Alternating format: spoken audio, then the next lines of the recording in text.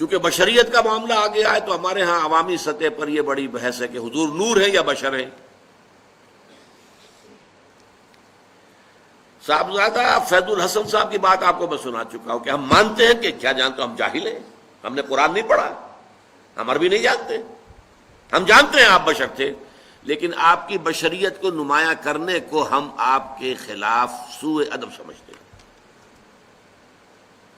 لیکن جب مسئلہ بن جائے کہ آپ بشر نہیں تھے نور تھے، یا نور نہیں تھے بشر تھے، یہ دونوں سٹیٹمنٹس ایکولی رانگ ہیں۔ آپ بشر تھے نور نہیں تھے یہ بھی غلط، آپ نور تھے بشر نہیں تھے یہ بھی غلط۔ حقیقت کیا ہے؟ دیکھیے حقیقت یہ ہے، ہر انسان کے اندر ایک نور ہے۔ وہ نور کیا ہے؟ روح نورانی ہے۔ اقبال نے بہت خوبصورت شعر کہا ہے، نقطۂ نوری کے نام او خودی، اسی سے ہے یہ سیلف، میں، انا، یہ در حقیقت اسی روح کا ظہور ہے۔ نقطۂ نوری کے نام او خودی، زیر خاک ما شرار زندگی، میرا وجود خاکی ہے لیکن اس میں یہ نور بھی ہے۔ مغربی فلاسفہ بھی کہتے ہیں دی ڈیوائن اسپارک، انسان کے اندر ایک شعلہ ملکوتی ہے، خدائی، یہ نور ہم میں سے ہر ایک میں ہے، لیکن نور کا فرق ہے۔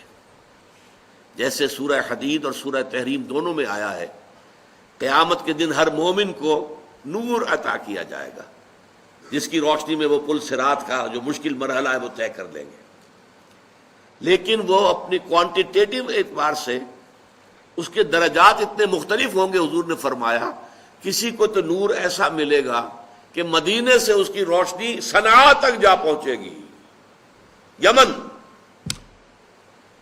میں جب بھی یہ حدیث بیان کرتا ہوں میرے ذہن میں آتا ہے ابو بکر صدیق کا نور اس درجے کا ہوگا، خود حضور کا تو اس سے بھی بہت بلند ہوگا، لیکن مخلوق میں سے، امت میں سے حضرت ابو بکر کا نور اس درجے کا ہوگا۔ اور کسی کا نور اتنا ہوگا کہ صرف قدموں کے سامنے روشنی ہو جائے گی، جیسے ٹارچ کی روشنی ہوتی ہے۔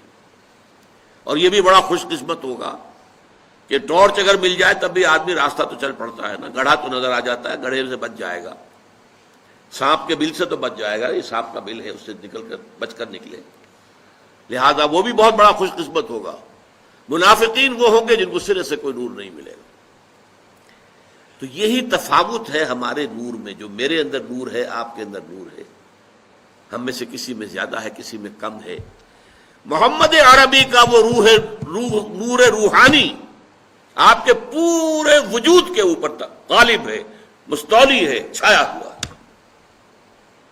اسی حقیقت کو آپ نے اس طرح بیان فرمایا کہ آپ نے ایک مرتبہ فرمایا کہ ہر انسان کے ساتھ ایک شیطان ہے۔